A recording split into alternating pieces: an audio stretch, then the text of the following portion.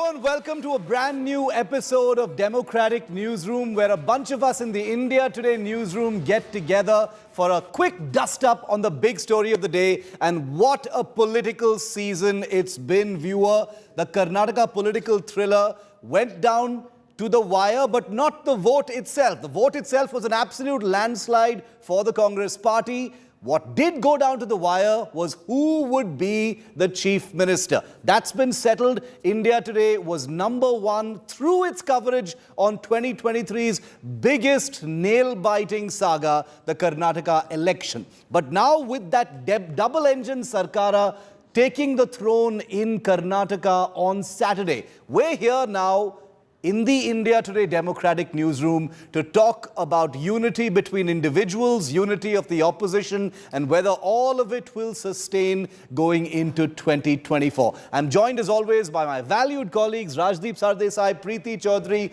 Rahul Srivastav and Akshita Nandagopal. We've all covered Karnataka, we all cover politics, and we love a good dust-up over politics here on the Democratic Newsroom. Rajdeep, the journalist who broke virtually every story as far as the Karnataka story was concerned. He's the guy who broke who would be the chief minister.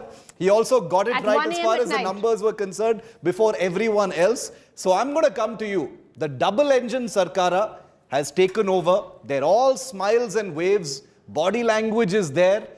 But what preceded it was like a bruising warfare for about 100 hours, Rajdeep. Is this unity going to prevail? First question. First of all, it was good old-fashioned politics.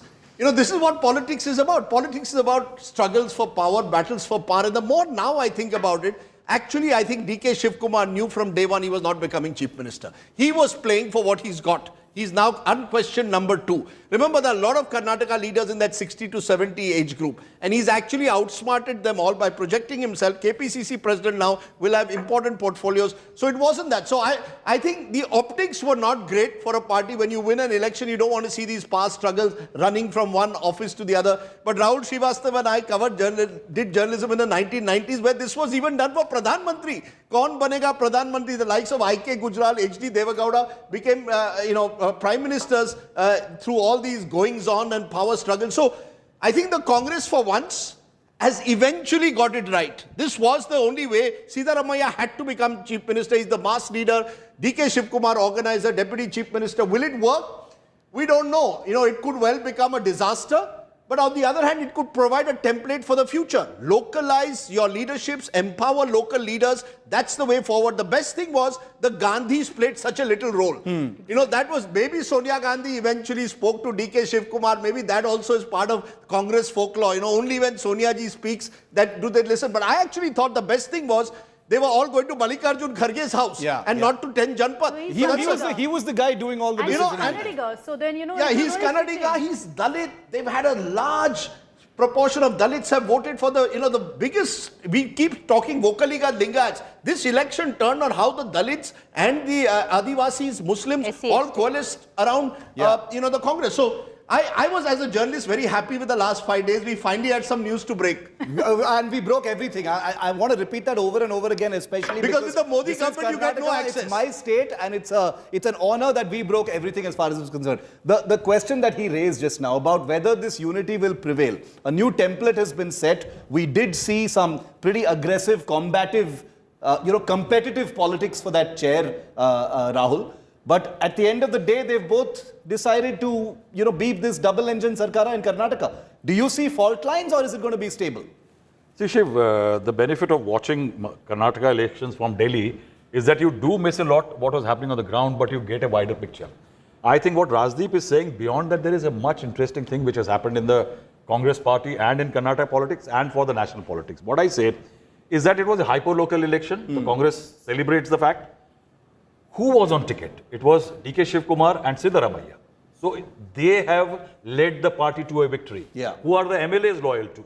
They are loyal to those two. So not to the party top brass. So this rotational formula thing element is basically a product of a weakness of the high command by birth.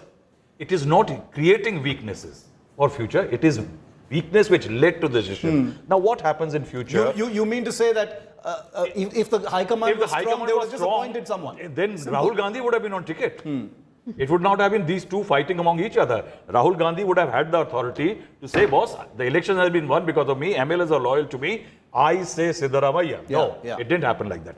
Rajdeep, romantic notion, yes, that the family has receded. No, I didn't say receded. No, see, Rajdeep, you create a template straight away, ki family receded. No, it has basically done it because it does not want a Rajasthan or a Chhattisgarh that the blame of a rotational formula should come to them. It should go to Mr. Kharge. So, think about that line also. Oh, very interesting. One minute. And second, what I say that eventually the broader picture, Congress 5 days ago had 2 states. Today it has 4. Yeah.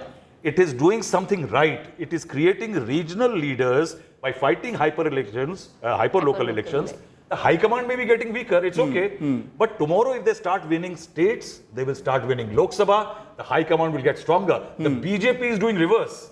It is weakening the local leadership and trying to push the High Command. Emphasizing too much on the High Command. Eventually it is doing what the Congress did and made mistakes. Very interesting. Okay, we'll talk about hyper-local and local elections, etc. In another episode. I want to focus in the limited time we have on unity and whether it can prevail till 2024. Preeti, during our coverage, a running thread through the last 100 hours has been, Karnataka is going to become another Rajasthan. The BJP kept saying, the Congress through its, alleged indecision, which seems like a joke right now, has sowed the seeds of another Rajasthan in the making, and that DK and Sidda are going to become like a pilot and Gehlot. How did you see it, and how are the two things different?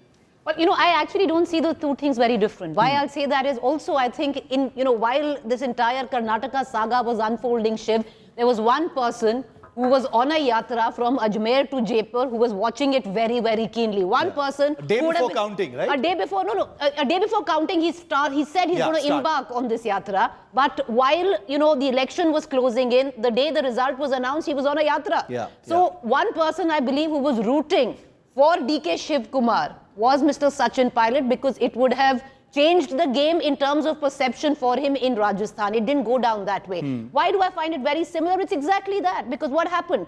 There's no public announcement. This is all speculation and, of course, source-based information that there's going to be a rotational chief ministership of 2.5 years. Similarly, when Sachin Pilot was Rajasthan president, same like DK Shivakumar, at that point of time, there was no public announcement that he's going to get the last final 1 year. But the difference comes in, DK Shivakumar is no Sachin Pilot. In terms of the MLA strength that he commands, in terms of just the strategist that he is. But yeah, I do see similarities. I do see if in Lok Sabha, the Congress does well. Last time they...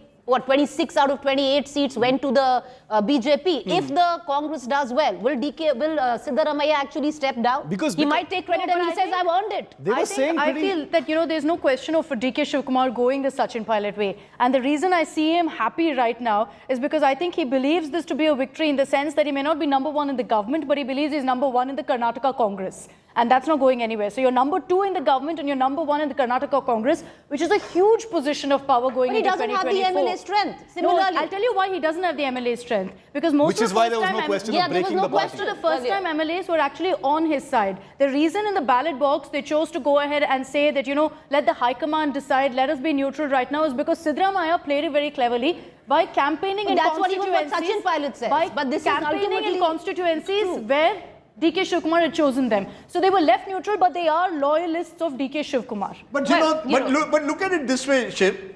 Congress is the winner of what's happened in the last week. Why aren't we talking about the losers? The real lessons of the last week are for the BJP. I talked of the losers. That's right. You referred to them, and he's bang on. You've got a very strong high command, and we can. I think the real questions are now for the BJP. Look, the Congress may have found a template. Every state in this election is different to the other, but a hyper-localized election in Himachal and a hyper-localized or a localized election in Karnataka, empowered local leaders without too much of interference from Delhi, has helped the Congress in both these states. What about the BJP? The Prime Minister does 17 rallies, 9 road shows. face of the Prime Minister on the last day of voting versus DK and Siddaramaiah on the other side. Why aren't we talking about that, my friends?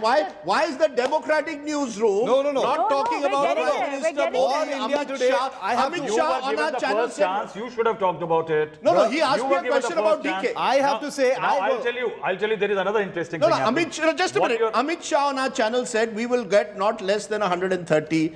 The Prime Minister did. Look, I'm not blaming them. I think the same Prime Minister won Gujarat by a big margin. The same Prime Minister. I'll tell you why. Prime Minister Rajdeep will campaign in 2024 in Karnataka and make a difference. But the questions for the BJP stem from what Rahul said. If you have a strong high command, and Mr. Modi is the most popular leader in the country without a shadow of the doubt, why is he unable to transfer the double engine rhetoric on the ground? Because when one engine doesn't work, gets derailed, then your governance model doesn't work as effectively. Now what will you do with a Vasundhara Raje? You spoke about Sachin pilot. We should be speaking of what happens to a Vasundhara Raje, what happens to a Shivraj Singh Chauhan in Madhya Pradesh. Who is your face? But the BJP Just a minute, ma'am. Who is your face in Chhattisgarh? You still don't have a leader of the opposition in Karnataka. The BJP is going to have to look at what are we going to do to empower local leaders if the Congress is going to start localizing every election? That's I think, the real question. I'll give you more fodder on BJP. I'll tell you. The bigger problem for the BJP is 9 years after ruling India, the BJP has saturated in its key strong areas and has not broken any new ground. That's the real challenge. The problem is that it is struggling in areas where it was poor.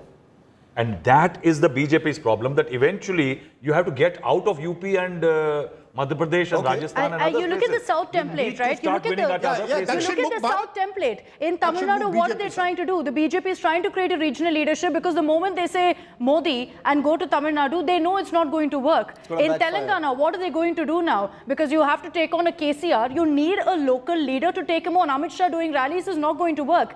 Having said that, Rajdeep, if Prime Minister Modi goes to Karnataka for 2024, I believe it will make a difference because the voter there makes that difference. That's very clear. That's possible. That's possible. No, that's possible. The only thing the only thing I would say, before Karnataka, it appeared that the match was a walkover even before it began. Now there's a game on. You see, politics change. I still believe the BJP are favourites to win 2024, led by Mr. Modi. But a match which appeared a walkover, where your opponents are intimidated like the West Indies in the 80s. You know, when Clive Lloyd's West Indians went into the field, the opposition was almost defeated even before they went. But aren't you falling into the trap that Congress always finds itself in? The minute it wins an election, it thinks it's arrived. Of course. No. I agree with you. How? I just said, but now it's got Himachal and Karnataka. Is it game on right now? I'll tell you why. Yeah. I'll tell you why. It's game on for the simple reason that there is a template possible. The challenge is, it's a challenge. Localize a national election. Focus on bread and butter issues. Okay. Who is the bottom of the pyramid? Can the Congress take a regional election to a national election? Okay, can the national election be followed like localized the way hyper? But that's exactly what the BJP did and got wrong. No, so you can't do the same thing. But from your logic, Preeti Chaudhary, we might as well all go home and say 2024 is a done deal. No. I'm not saying we might as well go home and say 2024 is a done deal. But the point is important. A regional election template cannot be applied to a national election. It will take a certain amount of time for the Congress to rebuild on its sins. Of course. It has decimated its local leadership, regional leadership. It will take a certain time because then only the leadership at the top I agree with you. But there is one interesting issue in Karnataka when you're talking. Last time the elections were held under a Kumaraswamy, Lok Sabha elections. This time it will be under a Congress. I think there will be a bit of a difference when the party which is in power is potent and strong in a state. It always makes a difference. Now we've spoken about the unity of individuals and gone on to this other stuff. I just want to, the last few minutes of this Democratic Newsroom episode, at the swearing in, and Rajdeep, you've also written about it, that signal opportunity for opposition unity, when all those regional satraps came there, hands held high in 2018. We remember that I was there personally as well. Many of you were there as well. When the swearing in happens on Saturday, the same kind of thing is going to happen. Most of the people invited, the same figures are going to be there. Is it another signal moment for opposition unity? This is the mistake the opposition makes. Opposition unity will not defeat a Modi-led BJP when you have such disparate forces who come together, because then the voter sees through them. They see this as a khichdi versus a strong, stable leadership. They have to provide a narrative. Elections are not just about individuals, coming together on a stage and holding their hands. Mayawati holding hands tomorrow in 2018. With an Akhilesh Yadav or an Ajit Singh, and then on the ground, you're not able to translate that. You're going to have to provide a narrative. The narrative is, I think, if you can have a credible leadership that can talk the language of welfareism. People are hurting. Post-COVID, let anyone say what they want. This is a K-shaped recovery. There are people at the bottom of the pyramid hurting. I met enough women who said, "Mujhe 1200 rupaye ka gas cylinder, I used to get it for 400. I didn't hear it 5 years ago. 5 years ago, it was talk about Ujjwala. So the BJP needs to reinvent its welfare schemes, and the opposition will need to find welfareism and make it national, which is the challenge that they have. See, I think Can it prevail? 1 year to go now. We'll have a photo op tomorrow, but I don't think getting together does anything. Yeah, like Rajdeep said. See, it's not just a narrative. They have to set aside their egos. See, for example, a Mayawati and an Akhilesh and the Congress party. You are a smaller partner in UP. Help Akhilesh and Mayawati. Can Congress do that? Can Congress actually say that our forefathers came from Uttar Pradesh, we are actually letting Samajwadi Party and BSP take on Congress, the BJP. In Bengal, what Mamata Banerjee said, will they actually back Mamata Banerjee? Or say, no, tomorrow we'll fight Mamata Banerjee and try to recover lost ground? The problem is that some differences matter and some differences don't. So in some cases, they invite a TMC, but they don't invite a BRS because they know KCR is not going to join them. So, that is the problem. I think even if you talk of opposition unity, there is no unity. There are some differences that are just too large to be covered, and there are others that are convenient to be ignored. So that is the problem, that I believe that you can't bring an opposition together because there's so many differences. On one hand, you'll fight against each other in state, and then you'll say that we'll come together against Modi. But there's still this strong impulse, Preeti. Final comment from you on opposition unity. Where is the opposition unity? Cracks in the opposition. If it's only about narrative, then what's the point I think of all Rahul of and these people Rajdeep will coming be able together? to weigh in on this. But Shiv, what I think the Karnataka win has provided is give a beleaguered Congress a stage where they can say that we can be the fulcrum of opposition unity. Earlier on, even when they pretended to take that throne, it wasn't theirs for the taking. What will also now, when you go on, by the end of the year, there are 4 big elections. Madhya Pradesh goes into elections. Rajasthan, we've been talking about. Chhattisgarh, Telangana. What comes off then? But yes, the Karnataka win has given a big shot in the arm to the Congress to say that we can bring it all together. And there's Nitish Kumar, who's acting like the emissary, going into maybe trying to negotiate with an Arvind Kejriwal, who's not invited, by the way, because Rajasthan, he might throw his hat in again, or a Telangana, where they're going to fight directly with KCR, with the BRS. And more importantly, self-belief is important in politics. You can't see someone as invincible. For much too long, Mr. Modi and the BJP seen as invincible. Mamata shattered that to some extent with Bengal in a regional party, but when the Congress takes on the BJP, except for Himachal, small state, first big state after say 5 years, it galvanizes them. The problem with the Congress is that they will mistake this one victory for seemingly that they've conquered India. Karnataka is not India. One Karnataka summer does not make a 2024 election victory, but the BJP also needs to guard against arrogance and hubris. Aayega to Modi hi. But how that changes, why that will change is, I'm sure Rahul would also want to come in on this, how it's energized the cadre. Jo jhanda lekar vote maangne jata hai, it has completely changed that. But that means what you're saying, simple line, for opposition unity, the Congress needs to stay united in Karnataka. And if that template needs to hold. There's one picture I just want to show quickly of Rahul Gandhi posing with Siddaramaiah and DK Shivakumar that's come out now. So Rahul, after Kharge, you have Rahul Gandhi also posing with them and putting up that united show. But the Congress needs to find more Shivakumars and more Siddaramayas in every state. For sure. Hopefully one. Hopefully one, so that this problem doesn't arise everywhere for them. Vocal for local. Vocal for local. As you can see, the Democratic Newsroom, if we allow the cameras to roll, we can go on forever, especially on a topic like politics and especially on a topic like Karnataka. So many more episodes coming up. And remember, here in the Democratic Newsroom, we strongly believe that a strong opposition is good for democracy. We're going to see much more elections, much more political thrillers this year. 4 big states going to the elections. So we'll be on our feet to bring you dominant coverage of what's going to be a very, very exciting 2023. Thanks so much for watching. Bye.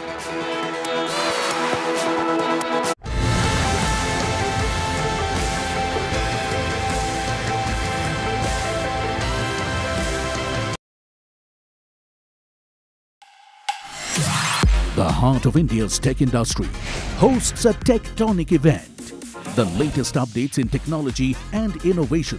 The biggest names in Indian tech under one roof. From AI to 5G. From EVs to data security. Discover how technology is transforming our lives. Catch all the action at the BT Tech Today Congress in Bengaluru on June 2nd. Live across the Business Today multiverse.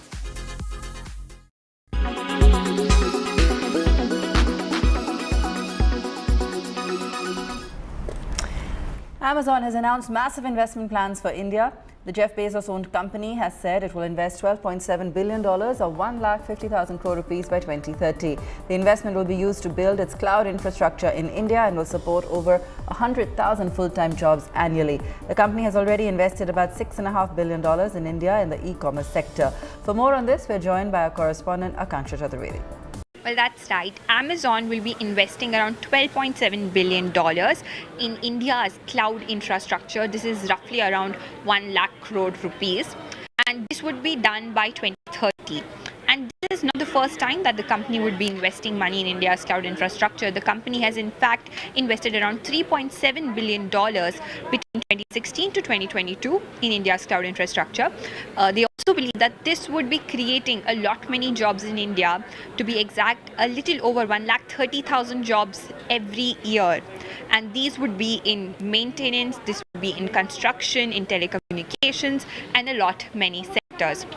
What's also worth noting that Indian IT companies and Indian tech companies would also benefit from this infrastructure that would be built by Amazon in India.